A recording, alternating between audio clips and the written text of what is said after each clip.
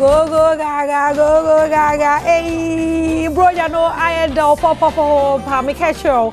There you had a more me catch you. There Motibiara no Bronya no ye rizi o Adom TV do. Bedroom and emoji na koso what na say what I said to Bronya no most more using was near home komo kakra na support or the support no komo the baby. Ta kwa de funu so honum me you kase ankos no on che biara no ye bohwe moroko do honum won ma worepwe inda no ansa no china zo no so won obagada we pwe no ni nyina no ye zeba bro wo TV do intino menko baby a tenafie o ma me tenafie na hwe TV hwa Adom TV na ye mfa Bronya no mfa bro wo de mo hara na me you kase me ro abotwetwe nkomo sunku bi Osande ye hwe socials no do na dey say ye hwe yen TV do kra na ebohu dey advert bi warbo movie bi rebe premiere and it's one of the biggest movie ye be hwe this year nti no awe bi yu hwe from no ma me wa asama mo wa hade dem den sampa na babro na ahwodo na ezikwan do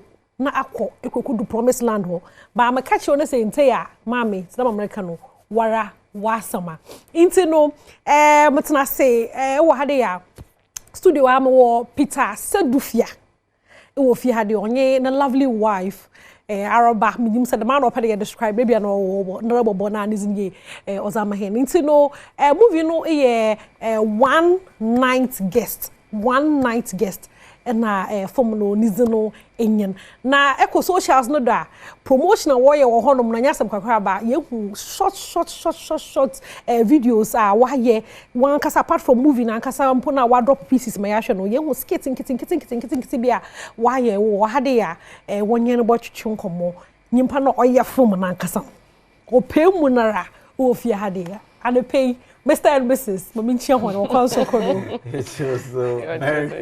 Merry Christmas. Na Bronya ro kwada ni ya kama. I mean it's not like any other Christmas because today is a one night guest day no na idea assistant mukakra but apart from that no it's still another 25th December. Okay. Na chana movie ne be premiere na nde. Ya for no sha de kadu mansa. Na ma menye Mrs. Nkasa. Hello. You are so pretty. Oh, thank you. Ghana's most beautiful queen Araba Western region. Na now all represents. So I'm so happy that pay me on wa day me hu de Bronya no oboko ye papa kwesha red kwesha white Bronya na ma me reason no one night guest. Yes. Peter Sedufia. Echema wo wife no ye executive producer. Papa mama form no drop it but my yehu no why faint no mama fa wo bo zan for mo ati congrats papa form no offer abazon.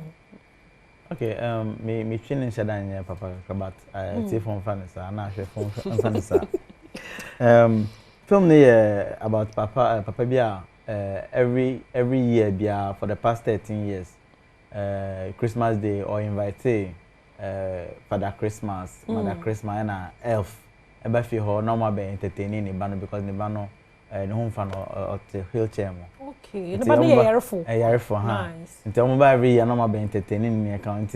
Normally all the two social media no announce say this year me invite we no na money ma be di ya be dining ni account na o mo be dress funny no na wa fa o mo na ma dey o mo be fi o any na be spending the day.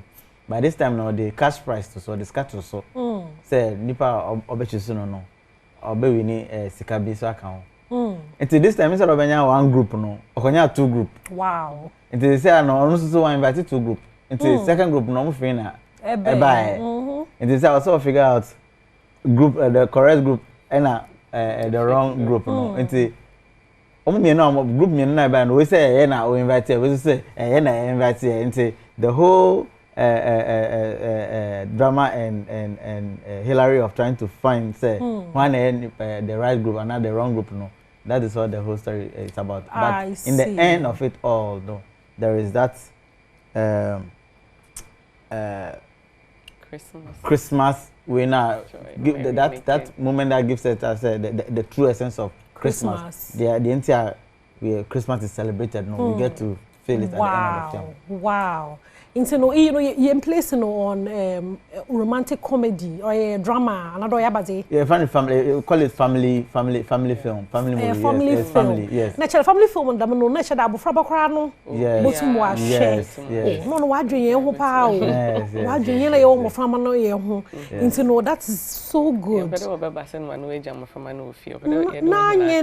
Very necessary because one day they be another Christmas is na or ye busuasem into no ye padam from no botum hwebi me pede wash a trailer no wa when you shade kakra da ye mresisi no na hwe pictures no te sound no na hwe musma wa organize bibia masa bibia ye kama ofumi mu.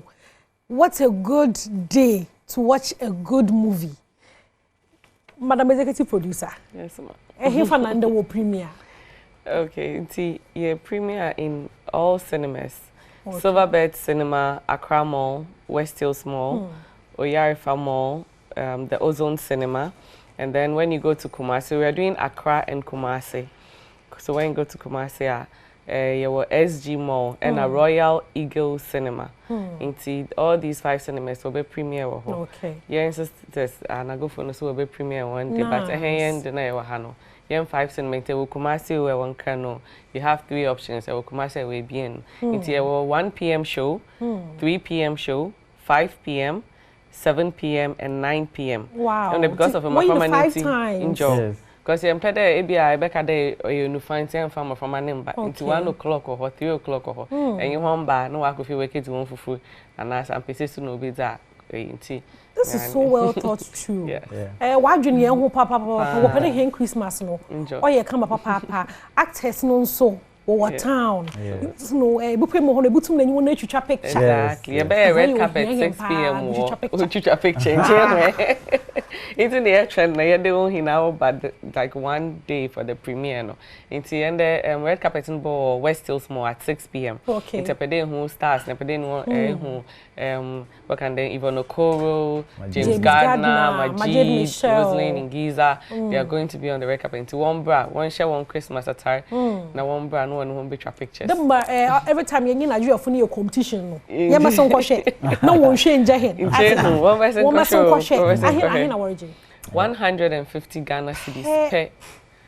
For a good Christmas movie, 150 Ghana cedis. 150 Ghana. Or cheap. Thank or you. Cheap. Yeah, that's it. Into no yembo mozanara na yintum na yenkwankwa me da ho na asepa de wotum oba be tsna hafe embre na yembre mo ko be brampedem ni wonzi me you right one specially na ya tsna say na yes breakfast na ya atwetwe nkomo wo cafe bar no a onche nyamisha on papa de wotum na wadwu bibi dem ho na worry ombo ho na bibi worry bia so ombre mo ho pepe mama kan for endpoint homeopathic clinic in for more endpoint homeopathic clinic which was a prostate scanning free female fertility scanning into the Mozanara na hwehwe ho na ebutuma phone 0244 867068 for endpoint na anyone in the insaldo in there into no Badwam Bronya no aha na ezibesins but minyimpa de Adom TV were lots of Christmas activities bebre yes a broke data kwade for no so in and out waba